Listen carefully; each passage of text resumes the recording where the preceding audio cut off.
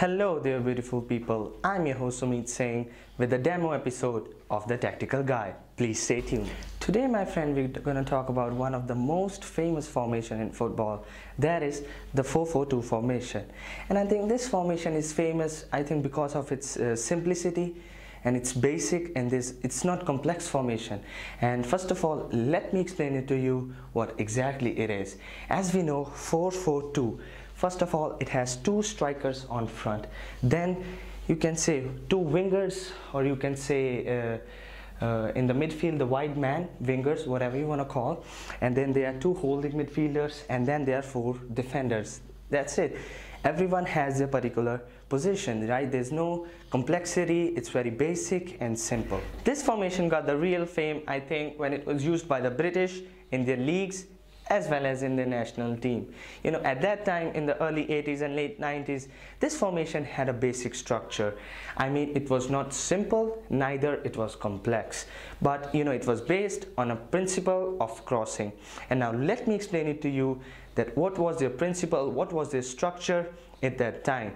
You know, there were two strikers, as we know, in the 4-4-2 formation, and those two strikers were really strong and they were really tall, and at that time it was a rough football, right? And they needed to be strong, and their job was to get into the box and get the ball, right? It was based on a crossing principle, so they needed to get inside the box and they needed to score, either by head, either by volley, doesn't matter. But the main job in this formation was of the wingers, who used to run a lot, and they used to run a lot and get the ball inside the box, and they used to feed the strikers from either of the side. And some teams were strong from one, some from another, but the teams who had both of their wingers at a great form, or form is not the right word, you can say had a great crossing ability, they were more successful.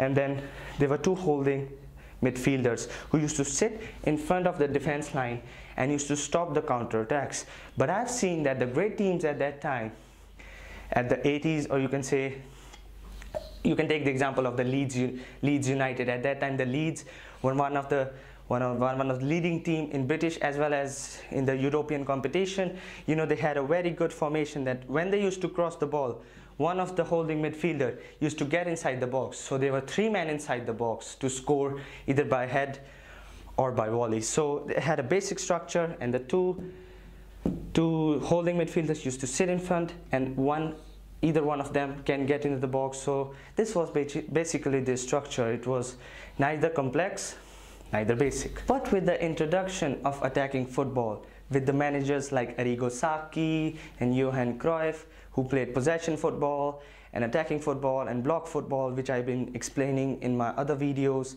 this formation had a major drawback to those kind of attacking football. You know, as you can see, I've drawn 4-3-3 in red and 4-4-2 in black. You can clearly see that how the three midfielders of the 4-4-3 can dominate the two midfielders of the 4-4-2, and at that time they started to keep the ball a lot. Before that era, they used to concentrate their attacking from the wings.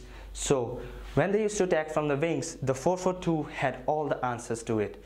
But then with the introduction of possession football, we all know the tiki-taka, which is known in many parts of the world, you know, they started to attack from the central area, and the formation like 4-4-2, which had only two holding midfielders and the strikers who were in the box, they were not contributing towards the defense.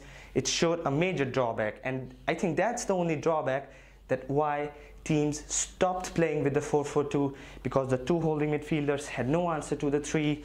And then the teams like Barcelona and many other teams, you can say AS Roma under Totti, they started to play false nine when the striker used to fall back. So they had four midfielders against two midfielders. So you can clearly see why this formation had a major drawback. But after a long period of time, I think after 10 to 15 years, this formation had again come back to a consistent level. I think managers like Diego Simeone, Sir Alex Fergie, and I guess all the teams in Portuguese league and Italian league, when they want to defend, they come back to this formation 4-4-2. Like Juventus, we see many of the time they come back to this formation 4-4-2. Many small teams in Italian league, like Empoli, Chievo Verona, they play with this formation and they don't concede a lot of goals. And if you want to a successful team, then we have Atletico Madrid, which plays with this formation nowadays, and Benfica. They are so consistent with this formation. And why? The question is how and why they are consistent. And the answer is because of their work rate and because of their pressing rate. This formation, earlier, they were very less work rate of the wingers. The thing was they need to get ahead to cross the ball. But what about defending? They never came back to defend. And the two strikers up front, they used to stay in the box, or they used to come back till the half line, but they were not defending. So practically they were 4 and 2 holding midfielders. There were 6 men to defend at the counter-attack or any other thing. But now, with this new era of ultra defending, you can say, or parking the bus, this formation is one of the most consistent and I can say reliable kind of formation. As I said, this formation nowadays is based upon the principle of defending, of pressing, and playing at your position. And players like, managers like Diego Simeone, Jose Mourinho, who focus on defense a lot, they prefer this formation, not Mourinho. Mourinho, when he wants to defend, even he comes back to 4-4-2. And now let me show you what exactly it is. See, in this formation, earlier, as we know, that the main role was of the wingers who needed to get ahead and they needed to cross the ball. But in this formation, the main role is of the two strikers. Why? Now let me explain that to you. Suppose this is the halfway line. So we have our two strikers up here. Whenever a player crosses the halfway line, usually it's a defender, when the ball is kicked at the halfway line, or when, like Barcelona, they start up from here, they build up, slow build up from behind. The whole team is back in their own half. So when an attacker or defender crosses the halfway line, these two strikers start pressing this way. Doesn't matter which way the player crosses the line, but they started to press. They are the first one to press, and eventually the team with that structure, they also start to press at that side. Doesn't matter where the ball is coming. Suppose if the ball is coming from this way, they start to press from this side. So the first line of pressing is of the two attackers. So they play a crucial role. If they don't press, they're going to allow the attackers or the defenders to come up right here at the third foot of the midfield. So it exploits the defense line, right? So these two have a main role of pressing, and then comes the midfield, right? There's a lot of work rate, right? The defenders, the midfielders, the attackers, they had to know a basic game plan, and then according to that, they press a lot, they have a lot of work rate. So the main role is of the attackers. Then comes the midfield. These two midfielders who were wingers in the previous era, but in this era they are more of a midfielders. Like in Atletico Madrid, we know Koke plays here. He doesn't have a lot of speed or pace, but he plays here. Why? Because the main job is not to cross. So they are also one line. They start to press towards the side where the ball is coming from, and then the defense line, they also go to the side where the ball is coming from. Now let's see the attacking side. As I have told you that they press a lot, they focus on defending, and the work rate is high, the stamina is high that they have.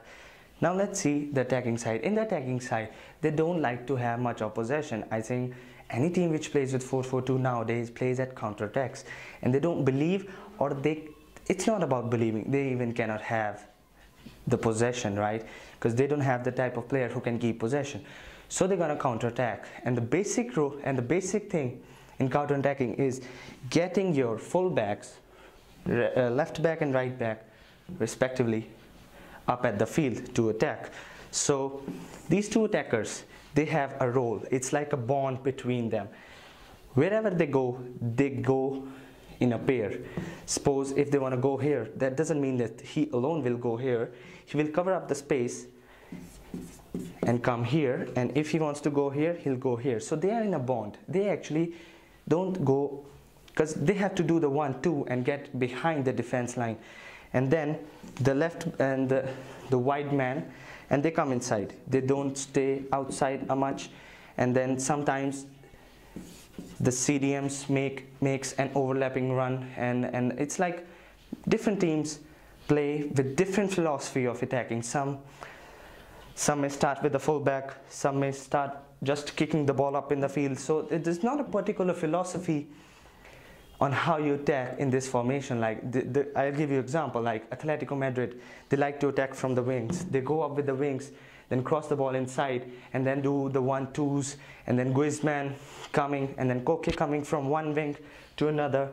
And so the attacking part depends upon the team, depends upon the manager. So they don't have a particular style of play. Yes, sometimes it's like the previous one, like you see Juventus, they have Mandzukic, tall bodies, so they prefer to cross the ball inside the penalty area. And like Atletico Madrid, they have Antonio Griezmann and Fernando Torres, they prefer block football to play at the counters. So they have all the different strategies. But when it comes to defense, all of the teams have that one basic structure that they're going to come back, the work rate is going to be high. But the main thing is that every player doesn't fit in this formation, and that's so simple. Because as I take the example of Ronaldo, with no disrespect, Ronaldo when plays here, we saw that Real Madrid also plays with 4-4-2 sometimes, and in El Clasico they played Ronaldo with low work rate, allowing the defenders to come up, allowing Sergio Busquets to distribute the ball in the El Clasico. So you saw the result, what it was, 4-0. So every player cannot play here. You need to have a particular set of attackers like Antonio Griezmann. Look at his work rate. Diego Costa, look at his work rate. But when you look at Edin Dzeko, the AS Roma striker, when they played against Barcelona, the work rate of Edin Dzeko when it came to pressing was not up to the mark, and that is why he was not able to press, and the Barcelona were able to distribute the ball. And these two holding midfielders, these are also a crucial role. They have also a crucial role when it comes to distributing the ball, when it comes to holding their place, and when it comes to, you know, tackling the ball. They need to be brave, they need to go up the field, they need to come back, they need to sit in front of the defense. So not many players can fit in this formation, but it's up to the manager. And so that it's when it comes to attack. So that's it for today, guys. This was my demo video, and I'm gonna start a new channel named The Tactical Guy. I'll be posting many videos about the tactics and what happened in the match, why that happened. And so please subscribe that channel, please share that channel, please like the videos. At the end, I would just like to say that remember, guys, football is all about respect and fair play. And remember to save our Mother Earth, because without this beautiful planet, there won't be this beautiful game. Thank you. Adios.